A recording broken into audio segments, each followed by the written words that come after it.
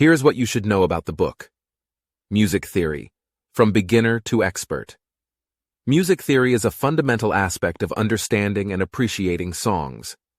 To grasp its essence, we need to familiarize ourselves with terms like tone, timbre, sound, note, and pitch.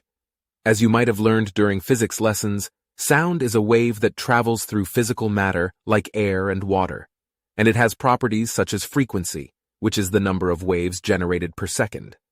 The pitch of a sound is determined by its frequency, with higher frequencies resulting in higher pitches.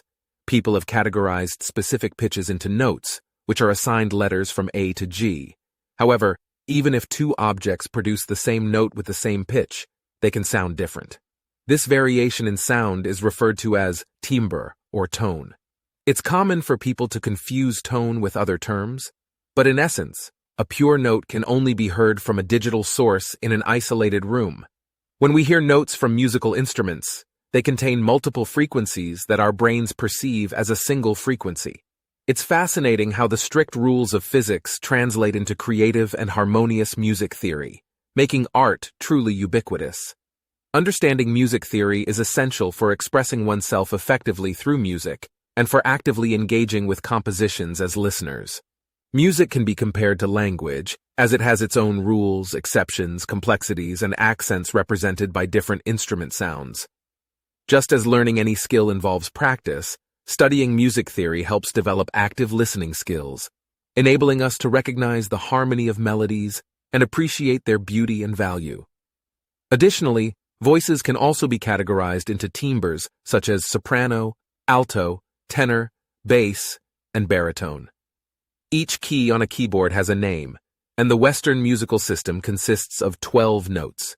The symbol hash, sharp, indicates a note is raised, while the symbol B, flat, indicates a note is lowered. A note's sharp is equal to the flat of the next note, meaning C hash is the same as DB, and so on. However, there are exceptions in this system. Notably, there are no sharps or flats between E and F, and between B and C. On a piano keyboard, the black keys represent notes with sharps and flats. Music also employs the concepts of tones and semitones to describe intervals between notes. A semitone is the smallest interval between two adjacent notes, such as between E and F. A tone, on the other hand, consists of two semitones, such as C sharp between C and D. Next are octaves. Octaves include all the notes within them and are distinguished by their registers. Musicians often indicate the register of a note by placing a number next to its letter, ranging from 1 to 8. For example, the interval between C1 and C2 is 1 octave, as is the interval between A4 and A5. The opening note of each register is always C. Furthermore, intervals in music can be categorized as major, minor, or perfect. Let's take note C as an example and explore intervals around it. If we move to the note E, it would be a major third above C because there are 3 white keys, including C when counting. F sharp, or also G flat, is a minor fifth above C, considering both semitones, black keys and the white keys. A perfect interval refers to the consonant sound produced by specific note combinations. Turning major into minor musicians use relative modes to expand the number of chords they can use and diversify the melody. An example of a relative mode is a minor, which shares the same notes as C major, but begins on a different root note. Modes have tonal centers that form the core of a melody.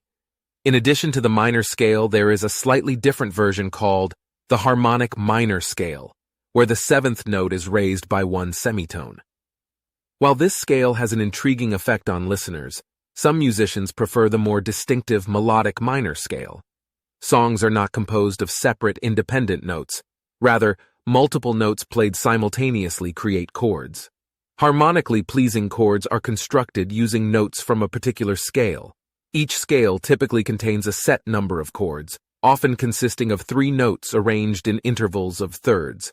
For example, in the C major scale, a delightful chord can be formed by combining the notes C, E, and G. Musicians also utilize intervals of 4th and 5th, although less frequently. By using intervals of 4ths and 3rds within the C major scale, a pleasing chord can be created, C, F, and A. Music serves as a realm for unleashing one's imagination and crafting something truly unique. If you liked this video and learned something new, leave a comment and subscribe to this channel to not miss another great video of mine. Until next time.